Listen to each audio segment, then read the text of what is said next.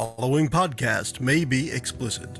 One Joe Young presents Adventures from the Shed, a tabletop RPG podcast. You can find us online at adventuresfromtheshed.com.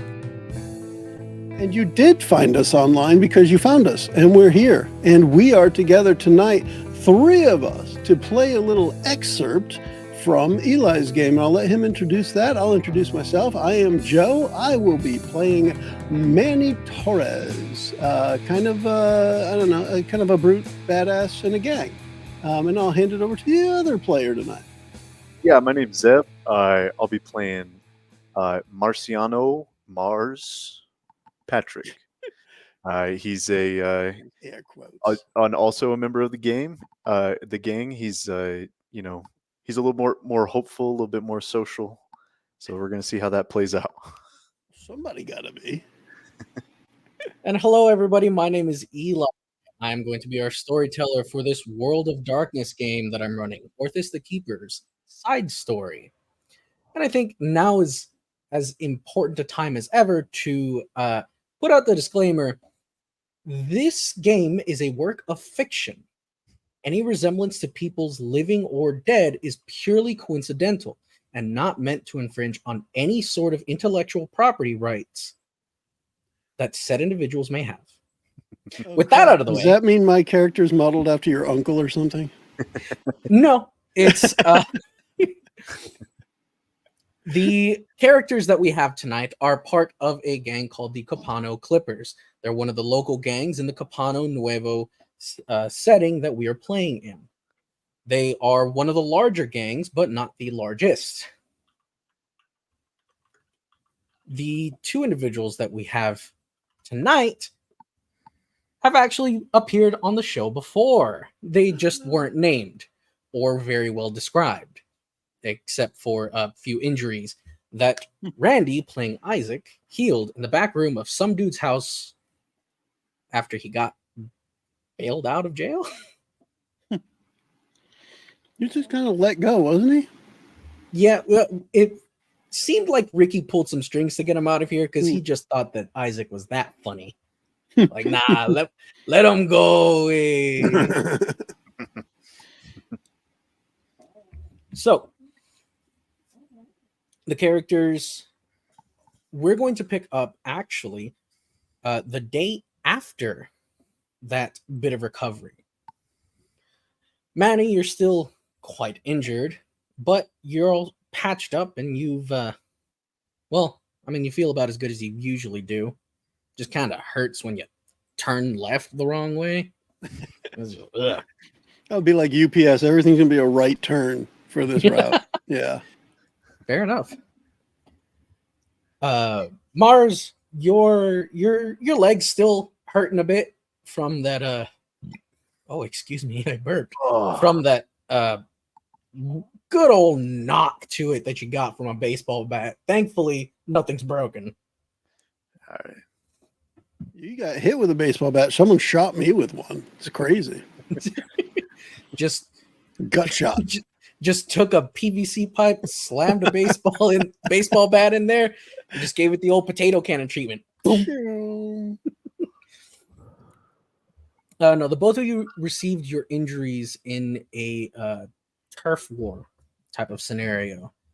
You were both assigned to help a few other gang members take some items that you did not need to know about out of a storage unit on the north side of town. Unfortunately, during that process, a rival gang had come in and started to attack you, presumably to take everything. But you two know what you're on about, and you were able to drive them off. Having been taken to a friend's house, patched up just a bit, at least to where you wouldn't die.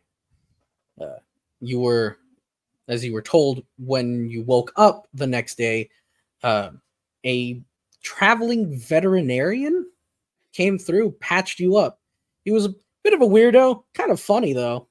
I mean, he talked weird, but he had a good sense of humor. And he just took the whole thing in stride. Didn't even ask for payment.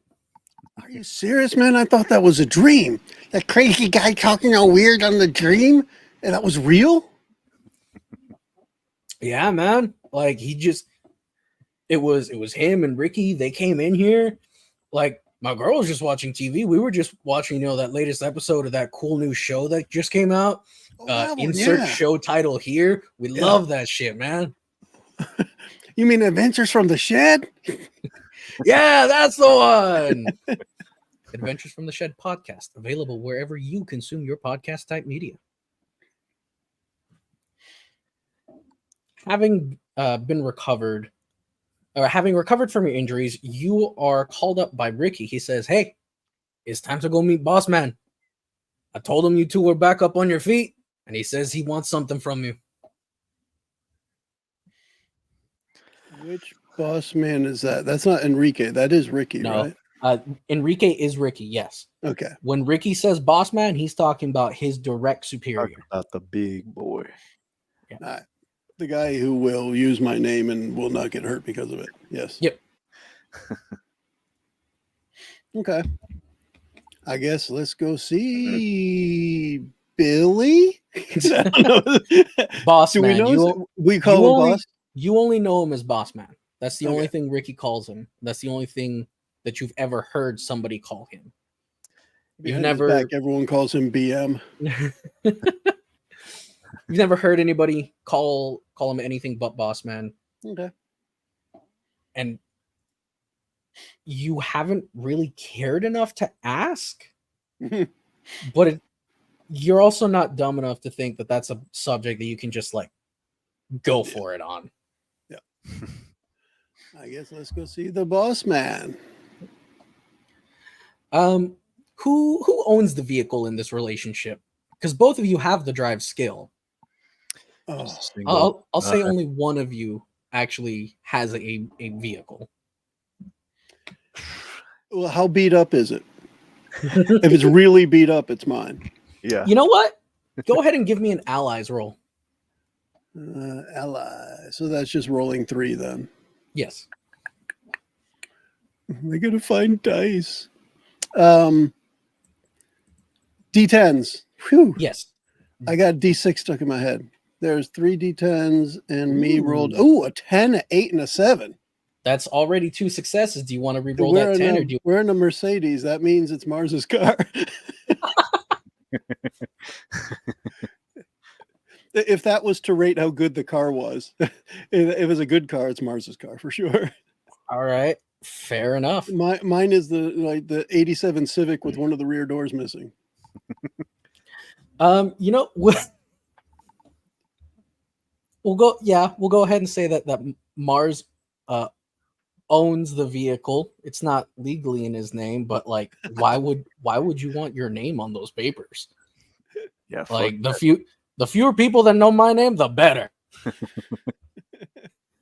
But it isn't a nice car. It's only a couple of years old. It's most of the parts are just fine. Nothing's worn down. Nothing needs to be replaced. You've only seen the check engine light come on once, and it disappeared when you took a turn a bit too hard.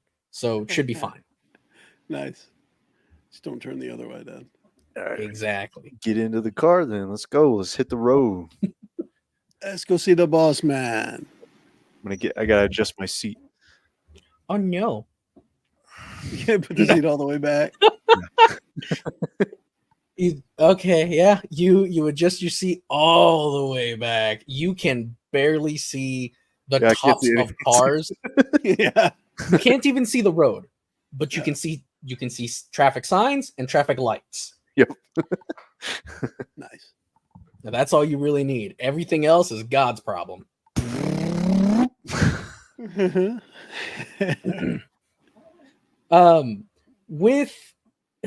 With you both heading directly there, you know where to meet Enrique. You've never met Boss Man, but you've been on the phone with him. You don't know where he wants you to meet, so you figure, okay, we'll just go to Ricky. Yeah. Ricky always has you guys meet in somebody's apartment. You've asked Ricky if it's his place, and he's like, "Fuck no." It's somebody's apartment. That's usually where you meet him. Probably the same person who owned the car. No, you see, this car was clearly owned by somebody that liked to take care of their stuff and could afford it. This apartment, not that.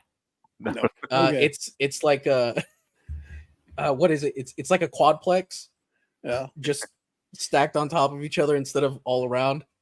Okay. You head into the apartment. Once you get in there, you see Enrique, two guys that you recognize from the gang, and somebody that you don't recognize in the kitchen pouring himself a drink.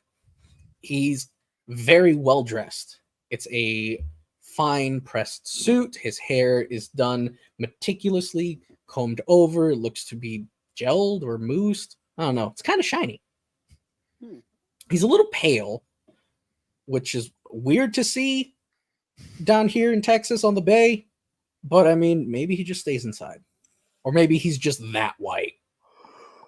Yeah, there are some people who just don't tan, Zeb. Yeah. They just burn and then they get nothing for it. Yep. All it does is hurt a lot. You're either a ghost or a lobster. So is it normal to see outsiders in the slumlord apartment, or no? Usually extraordinary. The only people that you'll see in this apartment are other gang members or like a delivery boy that got let inside. Usually the delivery boy is like a little nervous, but I mean, you know, it's fun to just fuck with them sometimes. You leave a good tip. And you said Ricky is there? Ricky is there. Ricky So has a. I would want to ask Ricky, what's up with the fancy dude, man? Ricky's face, like his eyebrows shoot up, and he gives you like his hand moving over his throat, like no, stop. Huh. So please. Now I'm all curious. I got to stare at the other guy for a moment.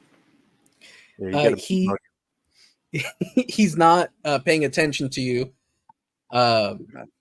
In Spanish, he does ask Ricky. So these are them then? Yes, boss man. This is them. I whisper to Mars, "Oh crap, it's BM." And I because my character Mars only has one in Spanish language, I'm gonna say that he really only knows the curse words. So Fair enough. He goes. He looks over at Manny and goes, "Merda." You can't say that on camera, man. Oh, poop, dude. You gotta say poop. I mean, el poop. Bienvenidos, señores. When he looks up at the two of you, boss man is fine. I don't appreciate being called BM, though. Kindly stop, Emmanuel. I like point at Mars. Nonchalantly, like, these guys, man, you can't trust all of them. So, I hear that it was the both of you that stopped those rabid dogs from ransacking the storage house. Is this true? Yeah, we scared him off. We took a It beat. hurt a little bit, but we got it. Wonderful. They're hurting more than we are. Good. You'll always want to take a piece without sacrificing one of your own. That's right. Since the two of you are feeling so much better now, It's all the heroin. It does wonders for the pain.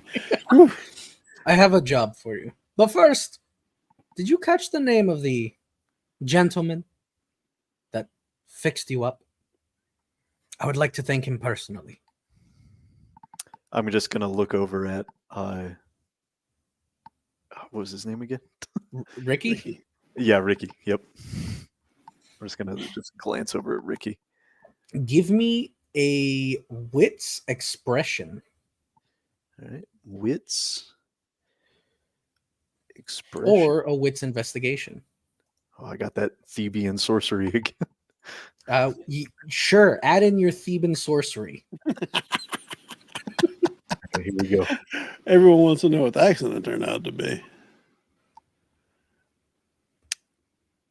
Ooh, a single success. Yep. So, excuse me. You've worked with Ricky for a while now, and you like hanging out with him. He's a fun dude. And you know what? He knows a lot of people. He can show you a lot of good times. You've kind of learned to read his expressions a little bit. And from what you're seeing here, he does not meet eyes with you when you look over to him. It doesn't look like he's looking at anything in particular, but you get the feeling that what he's telling you is that he knows the dude's name, but he never gave it to Bossman. So unaware of this, and I don't know the dude's name either. I was going to say, hey, Bossman, I just dreamed it at first, but this guy was talking all funny. He was like, anytime he talks, he was talking like that. But I don't know the dude's name, though. Yeah, I'm sorry. I was out of it, man. Go ahead and give me a composure subterfuge. Okay. We share the screen one more time. Who? Both of us, or Zeb? Because he has reason to doubt. He has reason to doubt Ricky here, and he's chosen to play into his bluff. Yep. Composure, subterfuge. Ooh. Okay, so that is a 4, an 8, a 2, a 5, and a 1. So the 1 should cancel out that 8, which means you're at 0 successes. Yep. Is there anything you would like to do with that? Remember what resources you have available to you as this character.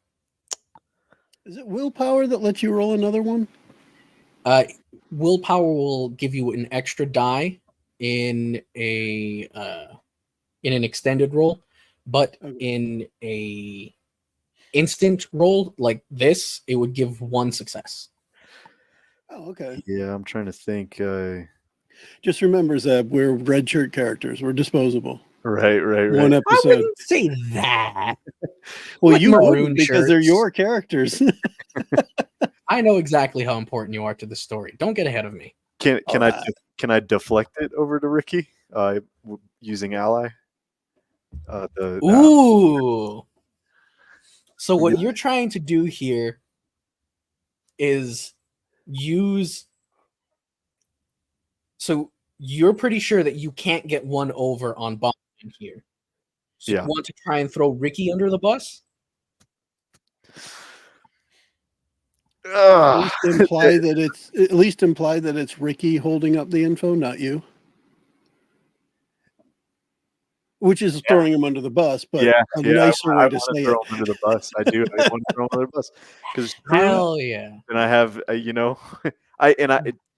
I will say one of my vices is envy, and I'm a little envious of Ricky being superior in the gang standings to.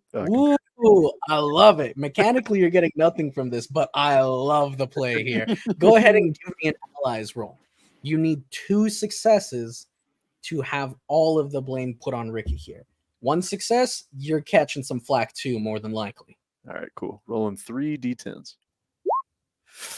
Damn it! Oh, so that works, doesn't it? That's 0 successes mathematically, a 7, a 1, and a 10. But you can re-roll that 10 to attempt 1 more. At least 1 success. I'm gonna do it. An 8. All right. So, you you try to go along with Ricky's subterfuge here, and you hesitate for just a little longer than you should have, and you recognize that immediately. So as Bossman is raising his eyebrow for your silence, you quickly tell him, well, I didn't catch it, but like I heard that apparently Ricky found the guy and like he brought him to us. So I'm pretty sure Ricky knows him. Bossman takes a look at Mars, looks over to Ricky, and then looks at one of the unnamed gentlemen. We'll call him Daryl. No, we have a Daryl. We're going to call him Derek.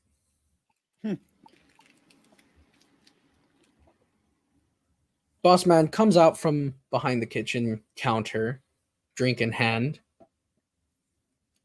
takes a sip, sets it down in front of Ricky. Ricky, you have some loyal men. Ricky starts sweating here and looking at the glass. And boss man just casually moves one of his arms over to Ricky's back, and it looks like he's like scratching his back or maybe like rubbing his shoulder a little bit. Well, he addresses you again, and you notice his hands stop, and you see the fabric of Ricky's shirt tighten just a bit. Well, in that case, don't you worry about it. But that job, I'm told that the two of you are actually quite good at what you do. There's not emphatically, yes. No idea what it is I do, but yes, I'm definitely good at it. I do that. I'm like, well, you know what he's. There's not a man in Copano Nuevo that could stand toe to toe against you, Emmanuel. Not as far as I know, anyways. And you, Mars, shake a scarred fist in the air. Yeah, you have a knack for getting the wrong people on the right side of you. I think you two would be perfect. Now, I have reason to believe that one of the items in that storage unit did get taken. It seems like it was taken a couple of nights before I asked you to, before Ricky here. He like shakes him a bit. Ask the two of you. You can tell to help out he's there. Sweating, I bet. Oh yes, he's. I just keep looking over at him, like just with my eyes. Yeah, Ricky's not happy. He's scared shitless. Just because I can't shake this, it could be a plot twist in my head. This isn't Victor Cruz, right? Boss man is not Victor Cruz. I've not described him. Okay.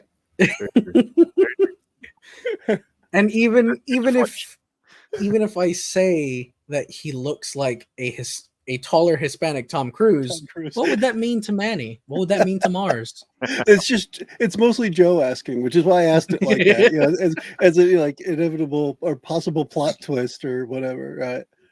Because I don't think Manny would care about plot. It's been his boss man the whole time, as far as he knows, right? Now, I think that somebody took it to Copano Steelworks, but I'm not sure. I have a strong suspicion. I'll bet. But if they did take it there, I wouldn't know where to start looking. It's a big place. Oh, very big. Very intricate. It's out of commission, right? No, it's fully functional steel mill. Okay, all right. And there's always so many people there. It's rather difficult for someone like me to go in and meander. So I want the two of you tonight to head that way and look around the offices. Not for the package. You wouldn't know what you're looking for. I want maps, blueprints, and if you can find them, business ledgers. Yeah, definitely. We could do that. Yeah. Emmanuel, I'm just ass-kissing now after his reaction to Ricky. Yeah. Yeah. When you say that, he immediately, Emmanuel, would you even know what a business ledger looks like? I mean, it's going to be like a book with numbers like money in it, right? Okay. How is that any different from a finance textbook? Well, I mean, the business don't think about it too won't hard. Say like first edition on it, right? Don't think about it too hard. I don't think I could.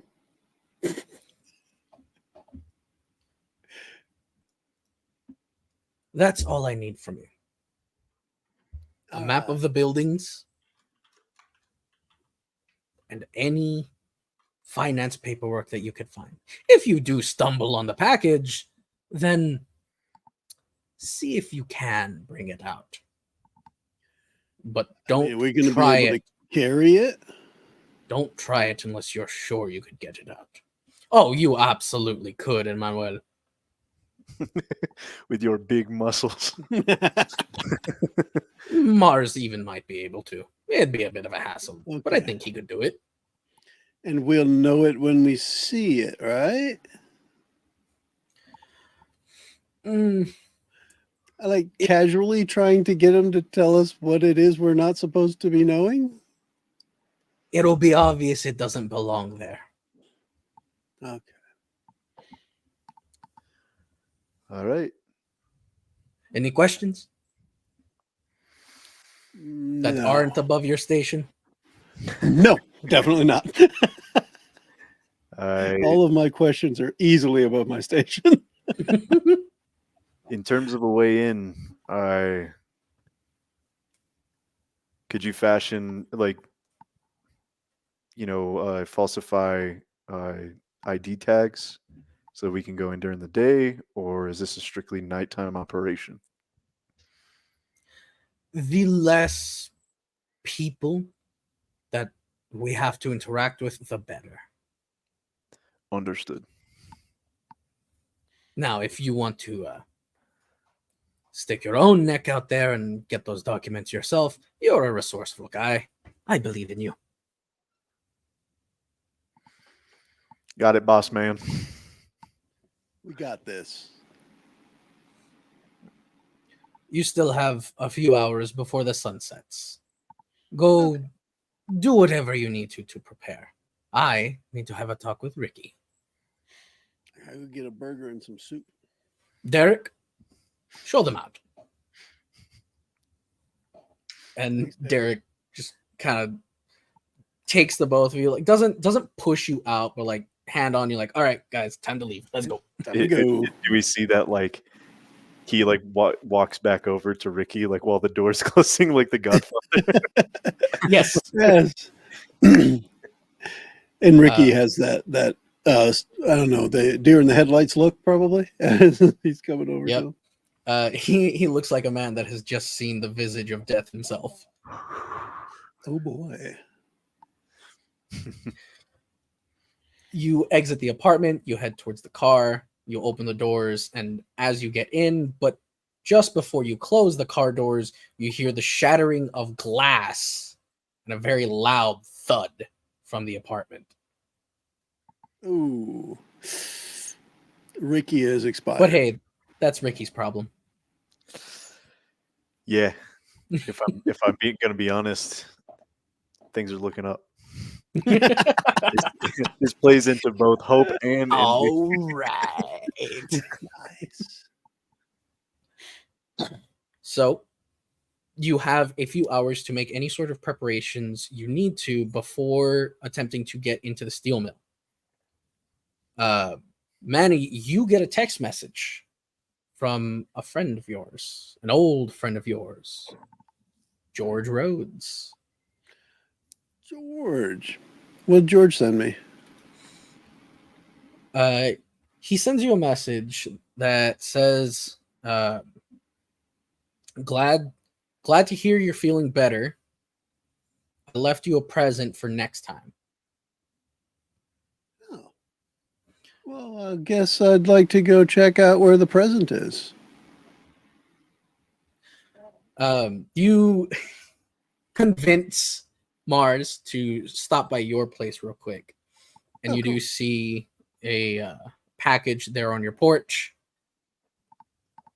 Looking at it, it's addressed to you in loose handwriting made in a permanent marker. You open it up, and it's a couple of boxes. They're unmarked. They've got something kind of rattling around inside. Like it feels like a bulky thing or like a lot of small things bunched up together. Opening them both up, you see one is a box of 12 gauge shells. just Nice. regular buckshot rounds.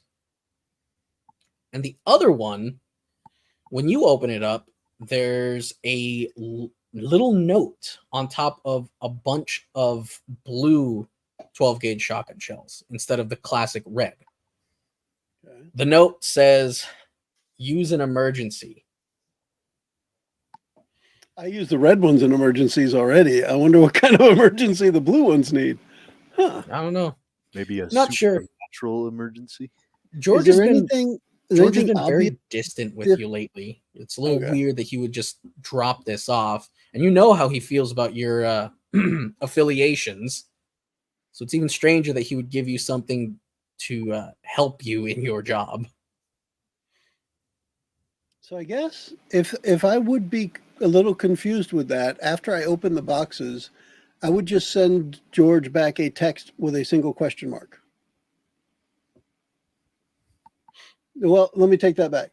I'll take a picture of what I just opened up and add a question mark and use that as my reply. Because if I wouldn't expect George to send this, I almost want to make it so that he has to confirm it without me really prompting. Okay. You give me an allies roll here, and you can go ahead and add your manipulation into it. So that would be 5 of them dices. There we go. Is Zeb ready to show it? I'm almost ready to click it. Click it. Oh, look at this. One razor's edge. But I could re-roll the 2 10s? Yes. So we've got a 7, 2 1s, and 2 10s. Yeah. So 1 barely not a success, and then the next 4 dice just cancel each other out. You can re-roll those 10s if you'd like. Here we go. 1 success. 1 success. A 4 and an 8. Okay. With the single success, you get a message back from George, and it's a little odd. He says, "I heard you were going out. Figured you'd appreciate the help." I just reply back, "Thanks, man. I'll be safe." Figure that's about all he's going to offer me over text, and I don't want to push it too much farther. And I guess the one thing I would want to check, just for my own curiosity, if I compare a blue shell and a red shell, is a blue one heavier, lighter? Does it feel different? Any tactile difference to it?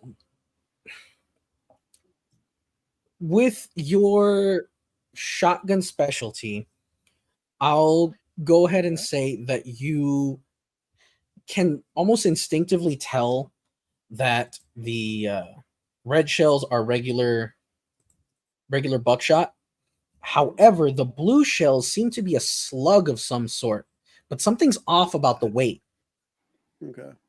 Off as in it feels heavier or lighter than I think it should? You're not really sure right now. Okay. I'm so tempted.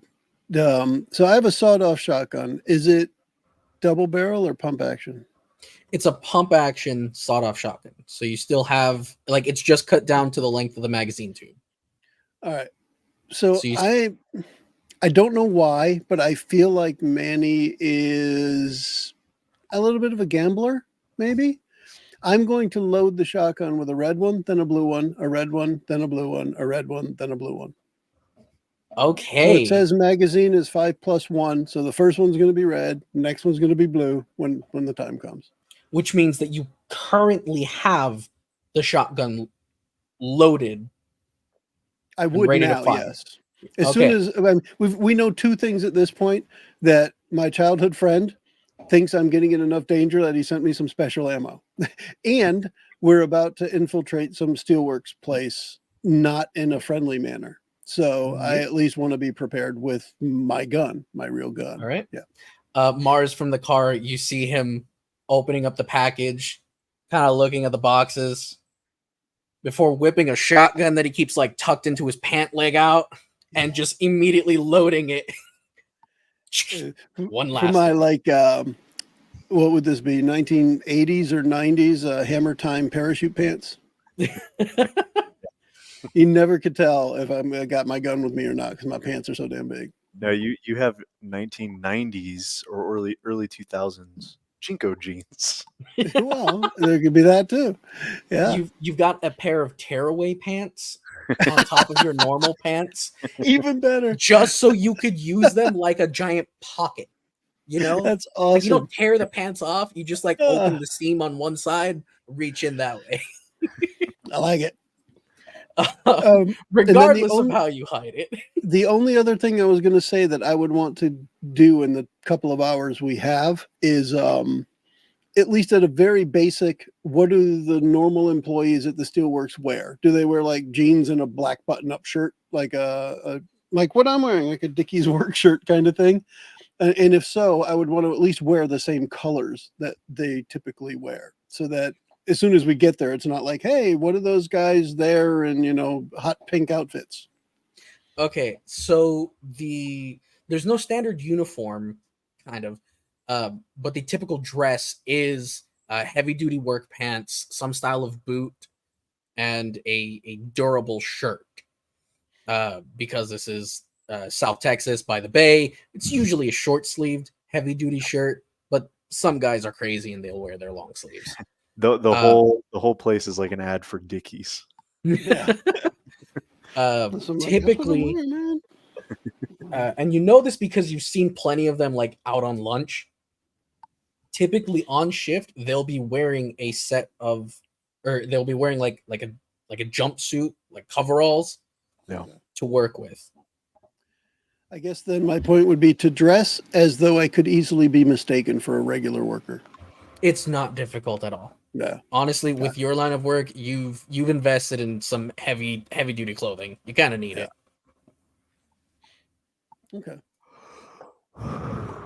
And that was, for me, that was what I would want to do to prepare. The dress and then what you introduced with George. So now I have alternating ammo shotgun and ready to go. Yeah, I am completely ready. My thing is, I would probably rather do this in the cover of nightfall, either tonight or the following night. So whatever Manny's up for. Well, I think that's what Bossman was saying too. It'd be a couple hours before it was dark or sunset. I can't remember the words he used, but the idea was we were going at dark anyway. Yeah. Okay. But I figure it's a Steelworks probably has some form of 24/7 operation, because I'm sure it costs a lot of money to shut down some kind of smelting thing. It does cost a lot of money. There is a night shift. Naturally it's lower staff numbers, but they are able to keep the plant running 24/7. And that's why a disguise matters at least a tiny bit, even if not a lot. That's also why you don't have any stealth, because you can't crouch with a shotgun in your pants. That's right. That's what I tell all the girls. You don't crouch with a shotgun in your pants, babe. Jesus. You know what he can get away with, though? Just because well, yes. Just because I know I didn't give him the giant like merit, but I just see Manny as like a big dude. So I'm pretty sure he could get away with like having the shotgun taped to his back. Probably, yeah. That'd be interesting. Are you taking any extra shells with you? Yeah, probably a handful of each. And by handful, I mean, I guess that'd be like 3 or 4 of each, red and blue. Okay, so please make sure to note the order that you have the shells loaded, and then how many shells of each type you have with you. Okay. I'm going to say, just to make it easy, a total of 10 each, and 6 of them are already in it, so I guess I would have 4. No, that's too many. I'll say 6 each, and the gun has 3 of each in it, so I still have 3 of each in a pocket or pockets. Okay. Because too many, I mean, shotgun shells aren't tiny and they're not huge. So you could fit like 3 in a pocket without it bulging, but you probably can't fit 10. Right? Yeah. Right. Yeah. And the hopefully the idea is that 1 is all you need per. Yeah. Hopefully. And if the one red one doesn't do it, we get to find out what blue does. Miniature explosion rounds. Yeah. No matter what, I don't stay very close when I'm using a shotgun. So I hopefully I won't be in the blast radius when that happens. An important thing to note on firearms: you have 3 distinct ranges. I see that. The first range number is close range. The second And this is feet. Yards. Yards. So 20 yards for a sawed-off shotgun seems, because the point of the sawed-off is a spray wider. So I would think short range for a sawed-off shotgun would be like 10 feet, not 30 feet. Oh no, not even that. Okay. That's way too low. Because getting into blunderbuss territory. Yeah, when you saw off the barrel, you do reduce the effective range, but then that goes into shot spread theory, and that's its whole own can of worms. I just went with the regular mechanical shotgun. I'm cool with that. Yeah, it just threw me off because I assume 20 feet, 40 feet, 80 feet, but if it's yards, then yeah, I'll snipe with it. Here's the thing, though. Shooting at medium range gives you a -2 penalty. Shooting at long range gives you a -4 penalty. Oh. All right. Probably won't do that too much then. Yeah. I think that's actually why I went with the sawed-off variant, because the regular shotgun has the same ranges as a pistol, and that's wrong. Right. That's just wrong. Anyways. Cool. What sort of preparations does Mars want to do? He's going to take a deep breath, and as per usual, he's going to smoke a cigarette like all my characters. And it's all the same cigarette too. They just pass it between them. Mom said it's my turn with the cigarette. Gimme. It's the never-ending cigarette, like the gobstopper from Willy Wonka. Oh yeah. You'll never have to buy smokes again. Man, a smoke actually does sound really good right now. Regardless, they're Marlboro Reds too, man. It's flavor country down there. Oh hell yeah! Welcome. You got to roll yourself up a cowboy killer. But yeah, I mean that's pretty much it. Like I'm ready to just I'm light, you know. I'm more about just trying to sneak around instead of brute forcing my way through everything. So I'm ready to go. I woke up at 2 p.m. So I'll shoot a hole in the building. I'll shoot a hole in the building and you sneak through it. Yes. They'll never see it coming. Alrighty. So you wait for nightfall. It does take a few hours, like Bossman said it would.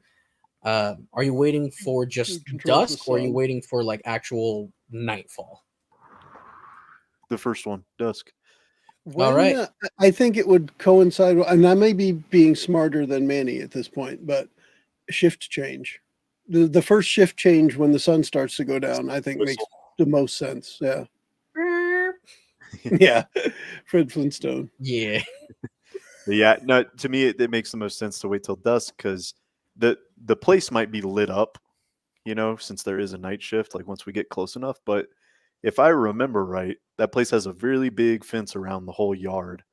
And the yard probably isn't as well lit as when you get closer to the foundry. Okay. I'm going to follow your lead on this, definitely. Yep. Okay. And if you need something shot, you'll let me know. Yeah, I will. That's all I'll say. Yeah. Just that little motion. That thing gets shot. Do it. It would work too. I'd just blam. No questions. Yep. Just all right. Want to see a blue one now? Yeah. All right. So waiting until dusk, you do get closer to the property. Are you parking the car like right on the fence line, or are you leaving it a block or two away? I'm going to park at this motel that is really in close vicinity of the steelworks mill. It does have the perfect view or perfect position of the open yard once you get past the trees. Yep, and that's my suggestion. We're going to park at the motel and sneak in through the trees. If we have to jump or cut the fence, That's what's going through my head right now. Okay. Parking at the motel, you see, or as you're pulling up, you see a individual dressed in a turtleneck sweater carrying a clothes iron and moving into one of the rooms. You don't see any other activity at the motel, though. It's nice and dead here. Nice. Quickly shut off the car. Yeah. You get about your business. Now, the fence itself is about 9 feet tall. It is a chain link fence with a little bit of barbed wire running across the top. Not like curls of barbed wire, but like a straight line, just like hanging off of a prong every 12 feet. You think you can jump it? I think let's check the dumpster for something we can throw over it. Maybe an old mattress or something. A carpet or something. Yeah. Okay. Looking at the dumpster, you find trash bags. That looks like some old Burger Monarch down in there. You hungry? Are there full burgers inside of it? No. Okay. I was going to use burgers as like handcuffers. It's mostly just like the paper debris and a cup that smells suspiciously like soup. I do like that this very hot, very like on the beachside town, and everybody's just drinking hot soup. It's like the worst thing. What do you mean everybody? Everybody. Two people from up north. Everybody. Andy was talking about burgers and soup a minute ago. Yep. Yeah, he might have been talking about like a cold soup though. You know, there's got to be some maybe like cardboard box or horribly soiled, unsavable linens that are in the trash. Something we can toss over the barbed wire. Go ahead and give me a wits investigation, one of you. Wits? I got 2. Investigation is what? 1. I could do 3 dice. I can do that. I would do 4 because my wits is 2. Oh, you should do it then. All right. Since this was your idea, I won't include my Theban sorcery. Wits investigation. Let's see how this goes. But that could be the difference between success and failure, Joe. It would for sure. For me, you must embrace your Theban heritage. Okay, so it's a dramatic failure, Mars. A 2, a 1, a 5, and a 5. Great. I'm just going to throw Mars over it and then climb it.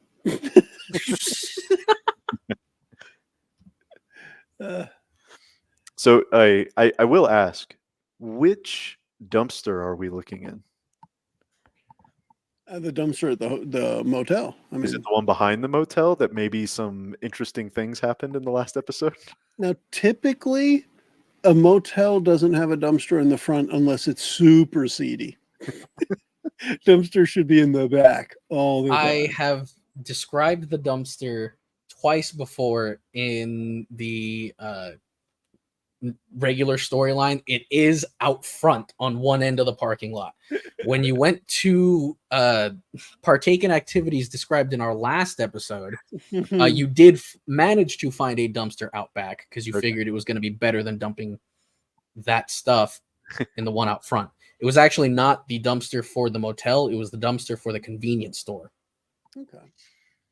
Understood. Okay. Well, tell me how there's nothing. Fail. If there's nothing in the dumpster, I guess Eli, unless you want to describe the failure, I guess. I will describe this dramatic failure. So, you're searching around the dumpster, looking in, trying to gather up cardboard pieces. Maybe somebody threw out like a couch or something. This is an old motel. There's got to be broken furniture around.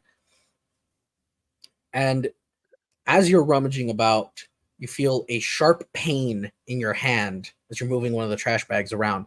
Looking at it, something has pierced your hand. You're bleeding a lot of needles.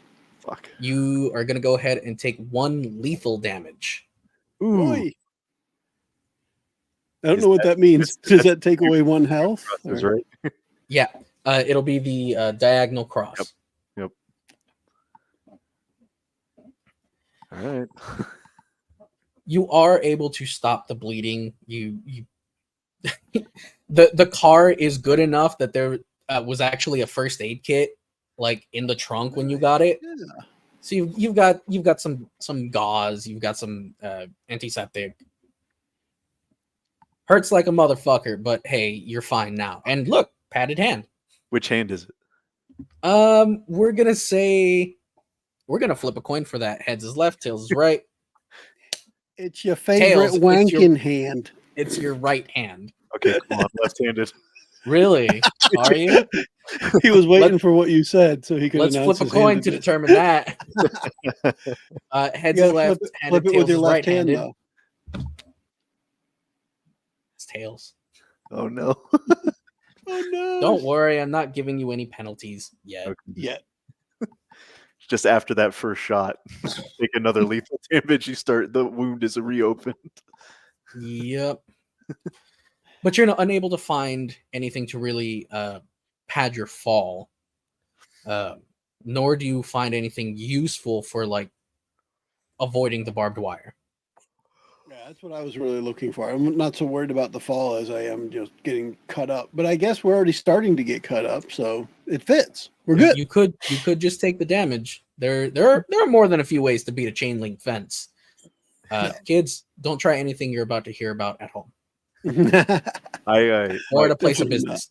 Only since unless there are miraculously also bolt cutters in the back of the car, my other suggestion was to cut the carpet lining from the car.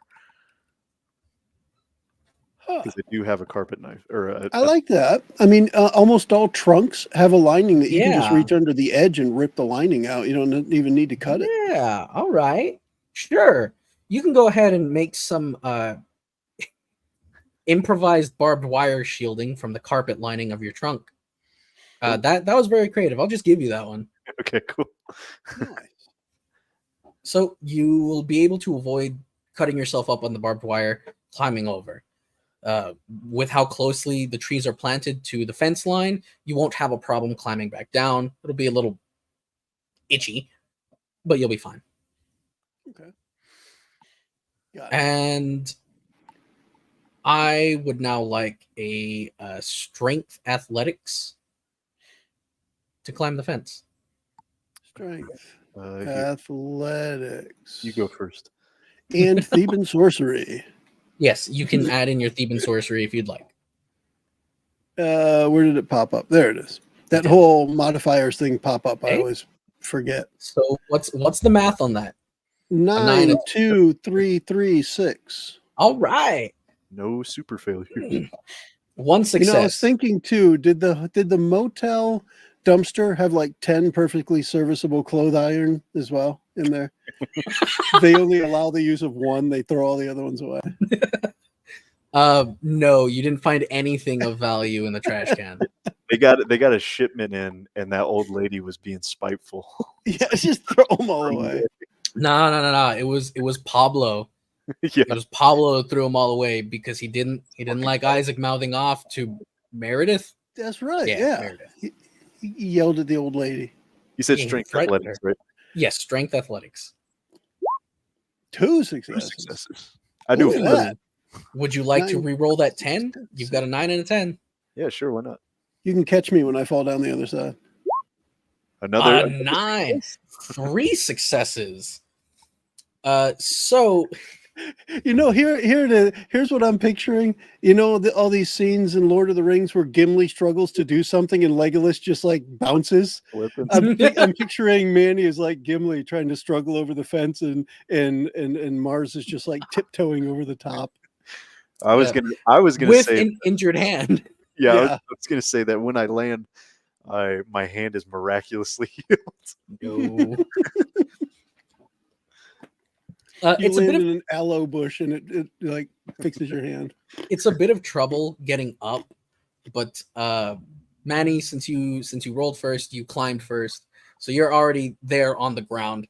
Mars, you had a little trouble getting up there with your injured left hand, but you had no problem getting back down. As a matter of fact, you could just like step off of the top of the fence and you're already standing on Manny's shoulders.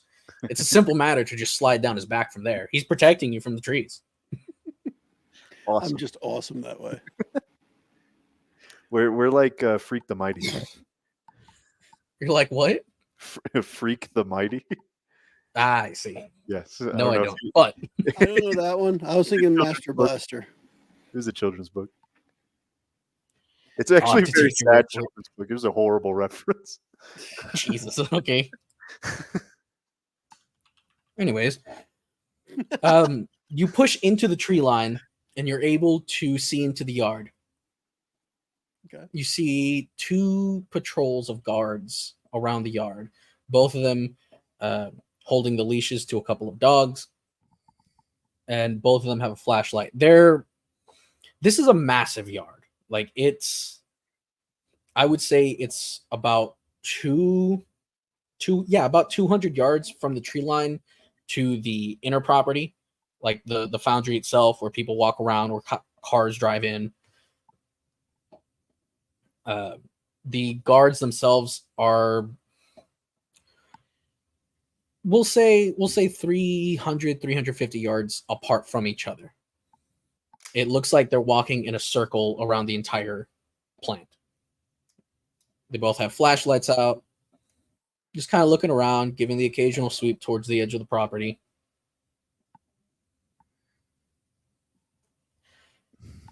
They're easy enough to avoid, I take it? Yeah, I mean, like, how close were they? 350 yards, but they do have flashlights and they do have dogs. Oh, they have dogs. Yep. I fucking hate dogs. Well, they're all right. I mean, rescuing them is a lot of fun. Well, not these dogs. Let me rephrase. I fucking hate attack dogs. They're vicious. So, I think you should find the best path there for me to follow you. Yeah, let's go with that. I All feel right. like if I started walking there, I would just make noise and they would see me. So what is your plan of attack? Blam, blam, blam, blam. That wasn't literal. Oh, okay. Sorry. And is it just flat grass or is there like bushes and stuff? Sorry if you already said that. It is flat grass until you get to the foundry proper, where there's like decorative trees and bushes. You see a couple of rest areas, a basketball court with some very poorly maintained hoops. You can tell even from here, like one of the hoops is like at an angle. It's like 80 degrees off center, or it's like 80 degrees from the ground. So they replaced the net with chain and then also broke the chain. Yeah, you see like half the chain dangling off of it. Just trying to think of like, because if they're just out there, then they're going to, like, it's dusk. They're probably going to see us at some point. This is why I was like, we should go when they're changing shifts, man. We just walk in when other people walk in. Yeah. But I'm not that bright. This is probably a much better idea. Yeah, you never know. Let's see. I mean, we could just lay down and wait them out. See if they move to the other side of the property without coming close to us. Yeah, and then if they do come close to us, then we do what we have to. Yeah, they have to have rounds. I mean, they got to walk around the place. Hey, would we know, Eli, does this place have video surveillance that we would already know about? Or do we know that they don't? Or is it just a guessing game? It's a guessing game, but considering that you're a fully functioning adult in a modern society, it's pretty safe to assume that there's gonna be CCTV on the property.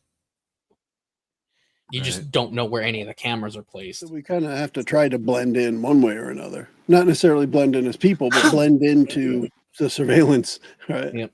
I see where your head is going.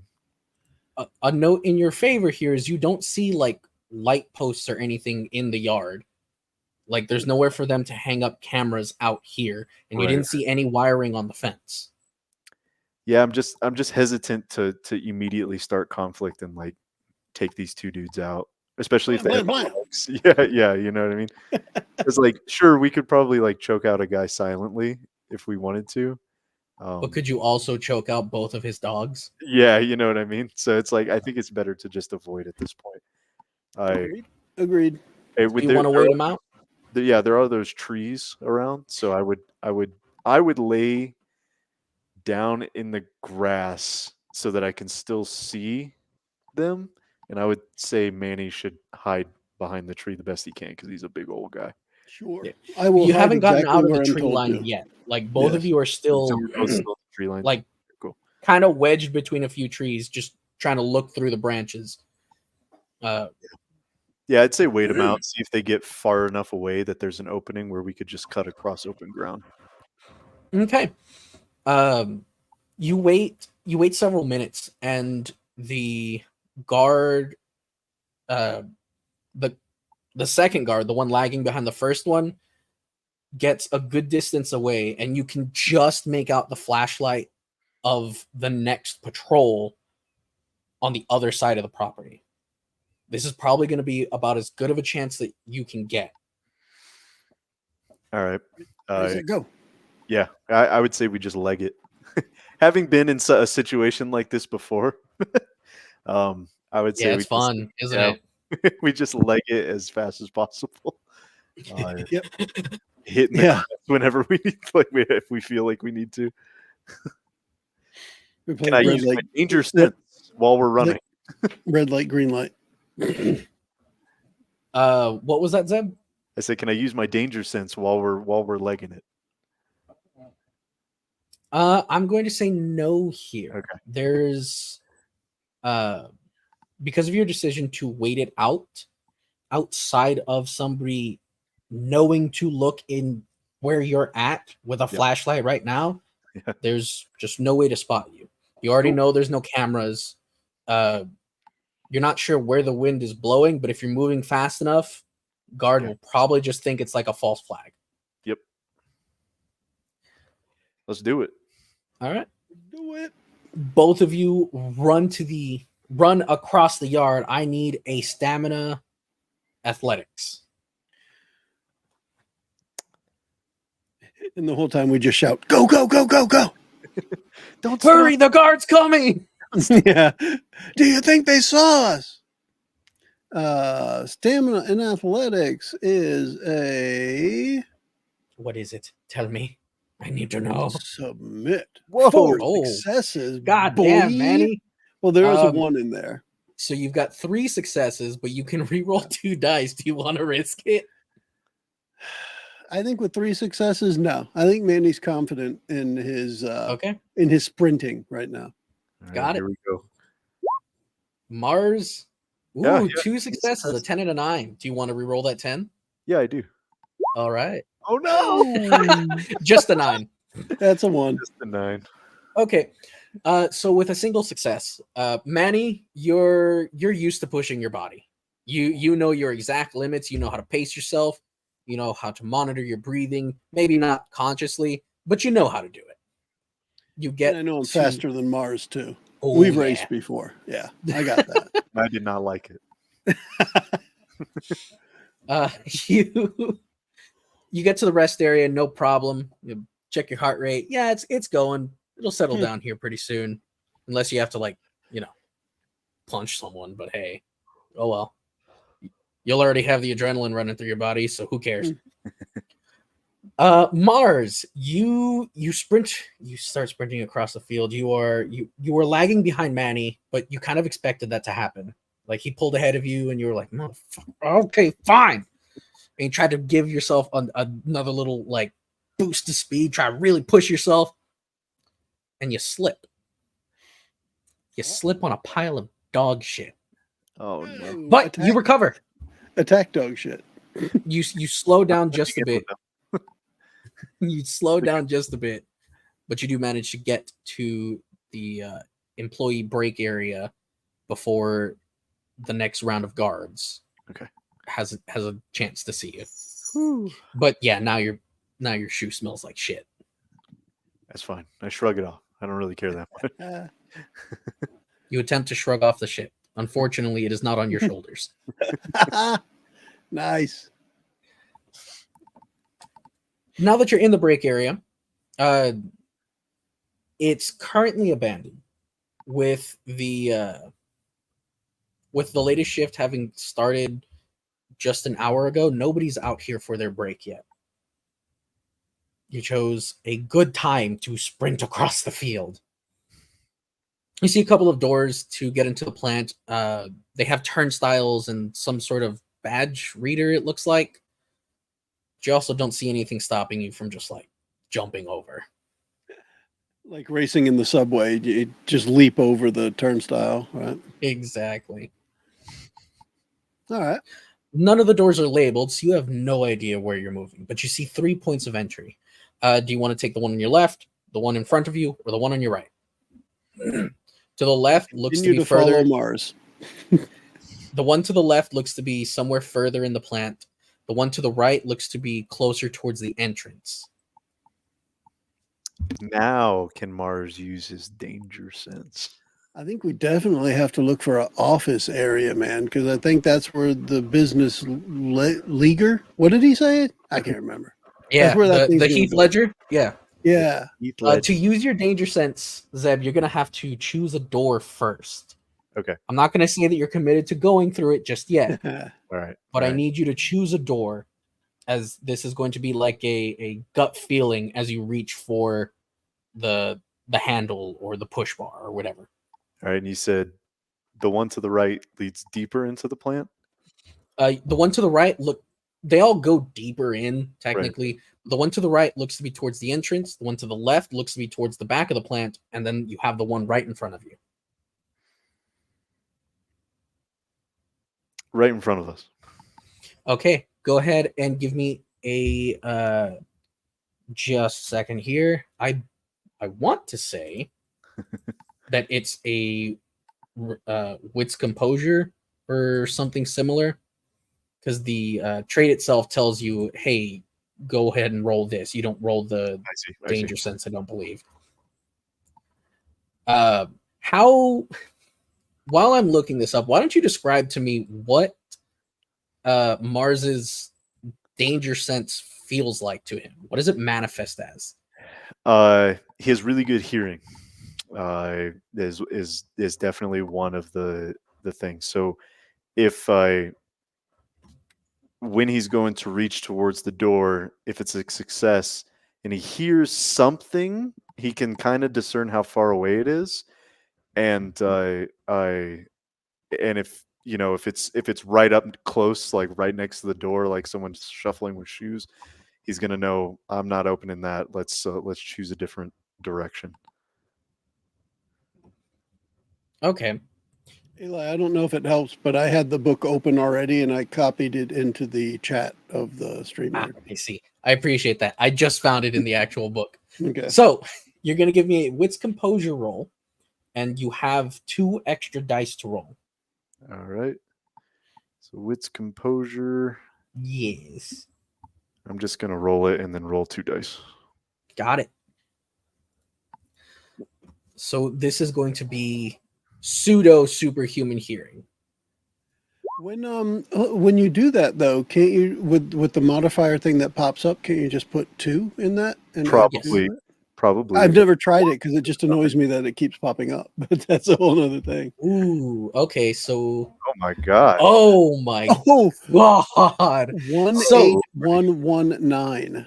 So we have 4 1s and 2 successes.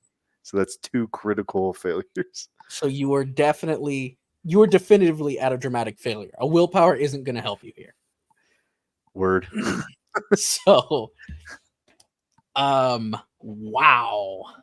Do you want the door explodes? I was about to say pouring hot lava. It's the T-1000 from Terminator 2. Would you like to spend a willpower to roll a D10 instead of just auto adding a success? Because you then have a chance to get a 10. You also have a chance to get another 1. But what's it going to do at this point? Yep, might as well. I'm down for it. Okay. Roll 1 more 1 D10. It's a 10. 10. Oh my. He's on a roll. Okay. With a single success here, you'll be able to take it away from dramatic failure. It's a 3. Oh, it's a 3. All right. That's you That's right.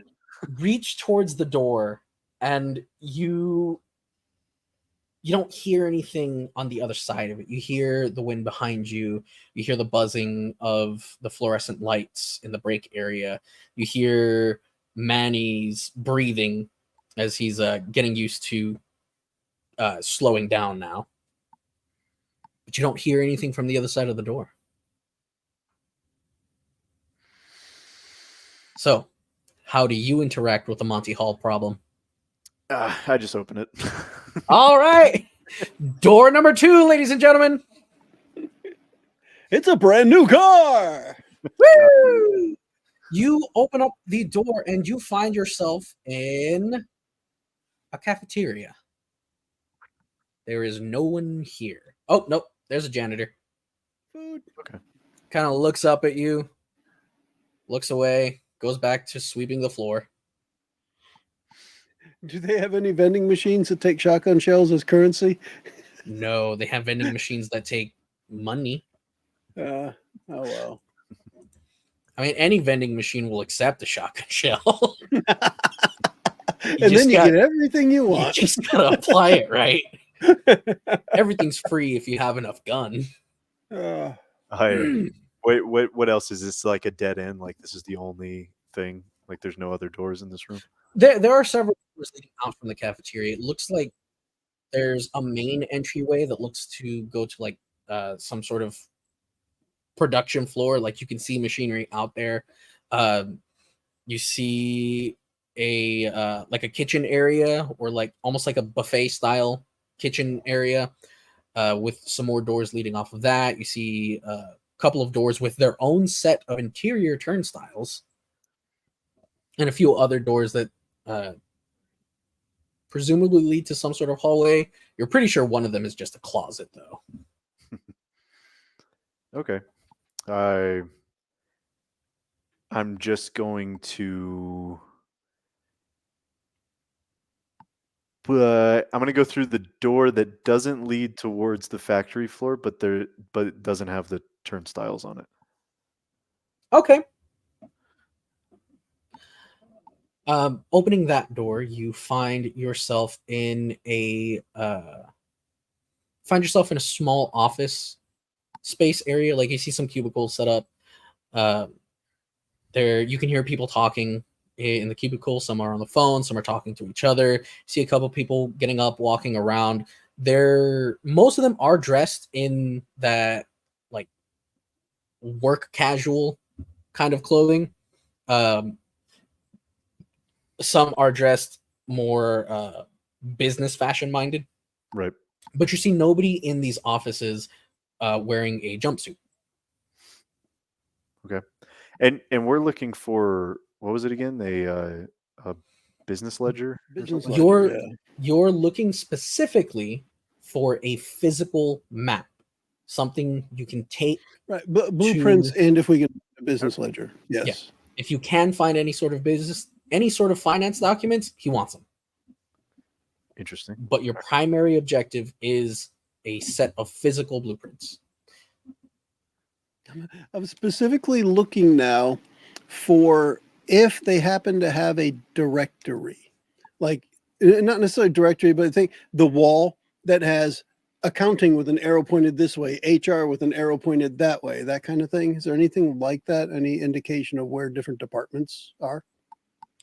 Not in here, no. But you do see on one side of the room is a very, very rough outline of the plant with escape routes listed on it, evacuation routes, storm shelter areas.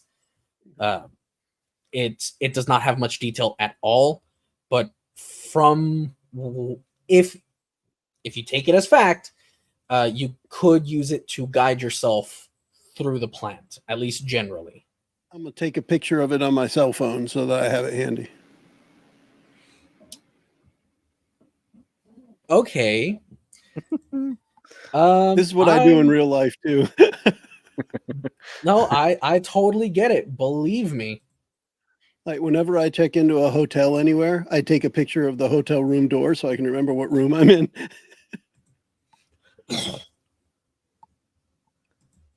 Ooh, okay. Eli's making ghost rolls back there. I'm not ghosting shit. I know I can see him, but I'm going to say that because it's funnier. You take a picture on your cell phone, and you stop. Mars, you're looking around, just trying to gauge who's here. Is there anybody important? Is somebody going to rat you out while you're here? Manny, you take a picture of this map, and you hear a voice behind you from one of the cubicles. It's a middle-aged woman. She's like leaning out of her cubicle. Did you lose the map on your badge? Do you need a new one? I can have Debbie print you one. Yes, ma'am. I probably have to talk to Debbie. It's like my second day, and I think I left my badge in the car. You can go ahead and give me a manipulation subterfuge. You are lying to this woman directly. Oh yeah, she started it. This was gonna be, that was gonna be my course of action next. So I have manipulation, a tube now subterfuge. I don't have anything. If I click it, is it going to give me the -1? Do we know? It should. If not, Let's we find can out. just adjust manually. All right, I'm going to roll this because it should be.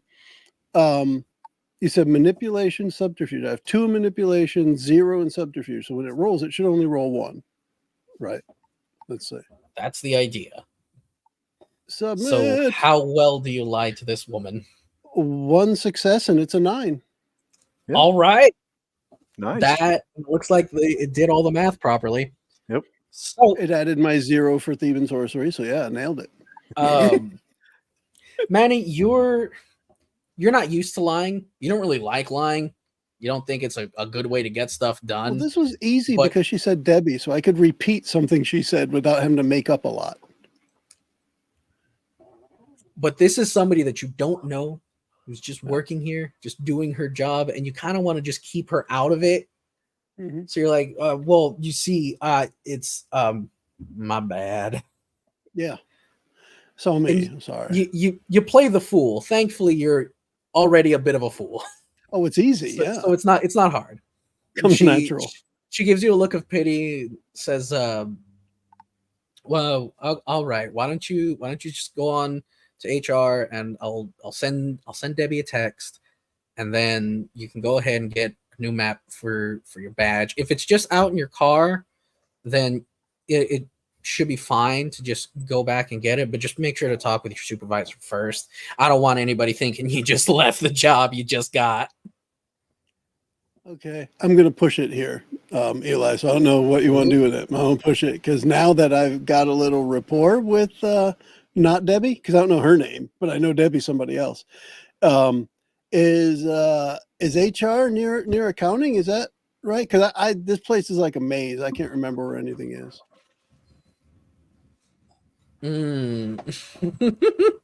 Okay. Because numbers, I'm going to say Manny can associate business ledger with the word accounting. So it's like, I'm going for accounting. Now it's probably in the manager's office, nowhere near accounting, but still, that's what I'm going with. Okay, yeah. She tells you no. HR is that office that you walk by right as you get into the plant. It's just there on your right. So so just go back to the entrance and it'll be right there. All right, great, thanks. And then I nudge Mars. I told you that's where HR was. Why'd we go to the cafeteria? And I'm just like blank, like half eyes open, just glaring. Just turn around and walk out the back. Really, dude? ready to walk away now. That was probably the best acting I've done in a long time. All right. You head on out. Thankfully, with your evacuation map, you all figure out where the entrance is. So you're able to figure out where HR is. And according to the evac map, you were right. Accounting is nowhere near HR. It's on the other side of the plant, not lengthwise, but like widthwise. Right. Okay. You would have to cross a whole bit of production floor to get there. A couple of smelters, some conveyor lines, and what looks to be a lot of dudes that are pretty angry about where they work. I pretend to be all proud of myself. All right, I got us out of that mess, Mars. Now you get us back on track, will you? All right. I don't want to have to do everything. Now, because if we go to HR, even if that lady sent a text, she's going to have to ask for our names, and we're going to have to falsify something like are we, if she types in a name that isn't in the system, you know what I mean? Like, is it going to, I don't really want to go to HR. I want to go to accounting. yeah. I'm just going to forget about the whole HR and badge thing. But at least now we know not that door. Yep. And I'm going to say, let's move into the plant. Let's make sure we have whatever safety gear other people are wearing. Like if people are walking by with safety glasses, there's got to be a space for safety glasses for visitors, and we should grab some so we look like the other people. Yeah. Are there any lockers in the cafe? No, not in the cafe. You didn't see any around there. You don't see any lockers on the production floor either. Looking at the evac map, you do see a couple of locker rooms, but those are in the entryway. Like you have to snake from the employee entrance through the locker rooms before you get into a security office, and then that takes you to the main plant, which is right where HR is. Interesting. I don't know what to do here. You would be able to find some safety gear. As a matter of fact, both of you get yelled at. What the fuck are you doing? Where's your PPE? God fucking damn it. I can't stand these people. It's in the training before you ever get on this plant floor. It is drilled into your head, like just kind of going off as he like gathering up like a couple sets of gloves, some goggles. I can't help but snicker and elbow Mars when I'm like, he said pee-pee. I'm going to pretend that my English isn't very good.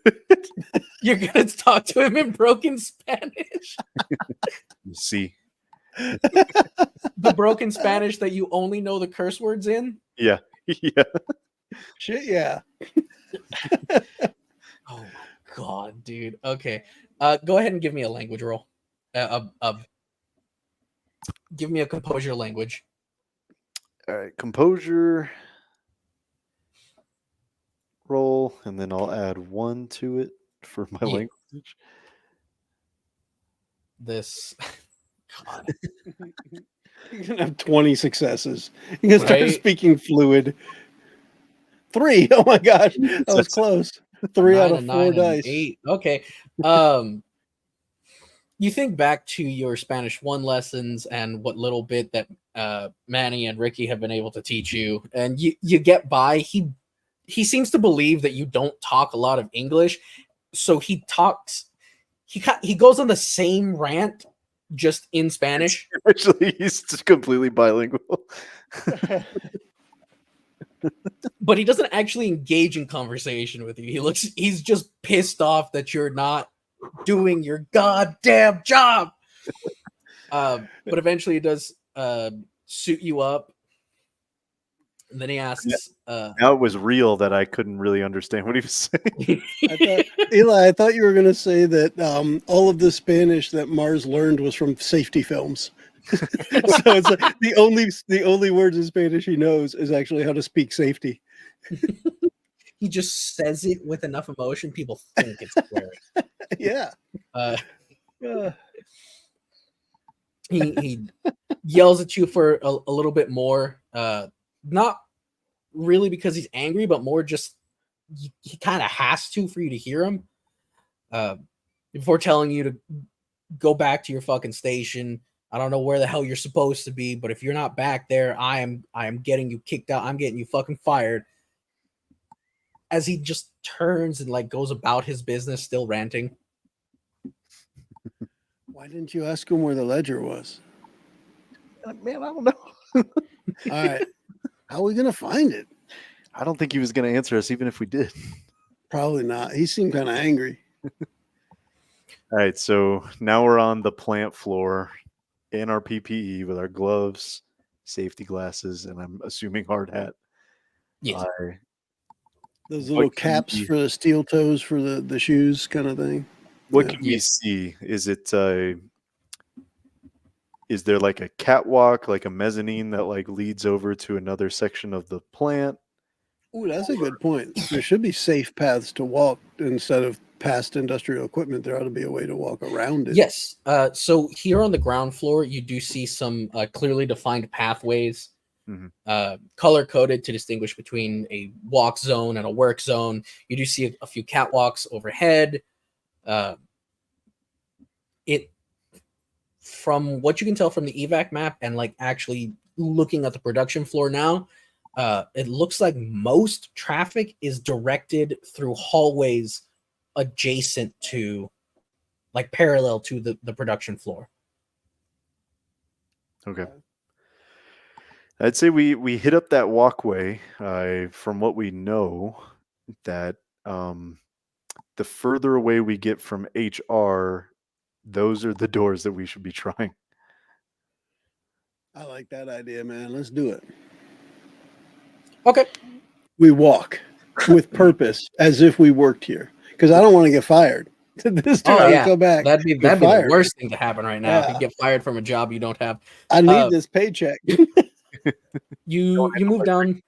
You move down the plant and getting into some of these hallways, trying to find a way upstairs. You pass by several rooms. You see several like test labs. You see one or two like interior break rooms. You see a couple of maintenance closets, a few more office spaces. But eventually you are able to find your way up onto the catwalks. Once you are up here, there's no longer rooms about. This is just a way to safely move through the production area and get back downstairs to somewhere else. All right. I would still be looking for any signage because I'd be lost. Looking for any signage that tells me where the hell I'm going or what the hell. Yeah. Most of the signage that you're finding is like nameplates. It seems almost like deliberately obfuscated as to where anything is in the plant. From what you can tell, like just working in general and understanding, like legal safety procedures, and looking back at the evac map you have, you get a feeling in your gut that this barely meets the legal requirements for an evacuation map. Okay. Like it almost feels like somebody's intentionally made the building to be confusing and hard to navigate. I'm gonna say, are there any workers around? Oh, there are plenty. Yeah. I'm gonna look around to see if anybody has like placed their badge anywhere. Just to see, like, I'm sure some people wear it around their neck, some people have it on that little clip with the zippy thing. When I worked in a place like that, I was always very nonchalant with my security. So yeah, you see that people are like, you got the full spectrum of how they treat their badges. Some it's just on one of their breasts, hanging from a quick release necklace. One thing you do notice is that every badge is attached to a short clip attached to a quick release. Okay. Oh boy, this is gonna be a scary roll. Yeah, there's no pickpocket skill, right? It would fall under streetwise or larceny. Larceny is going to be the one that usually applies the most, but depending on how you want to go about it, streetwise could also apply. I don't have any larceny. I have 2 points in stealth and 2 points in streetwise. I have 1 point in larceny. And what would you say? Did you say manipulation? Well, I guess here's one way I would want to look at it, Eli, is we could just do this as a team. I can go up and bump into the person, and while I'm saying, oops, sorry, Mars is grabbing his badge. I do have a second idea, but we can pick and choose which one. I could pretend to be a new supervisor. Dude, I got terrifying presence. I would be the new supervisor. Yeah, or that, because I have 3 in manipulation, I have 3 in persuasion. So if I could convince them, maybe not as a supervisor, maybe you could be the supervisor, I can be a security consultant.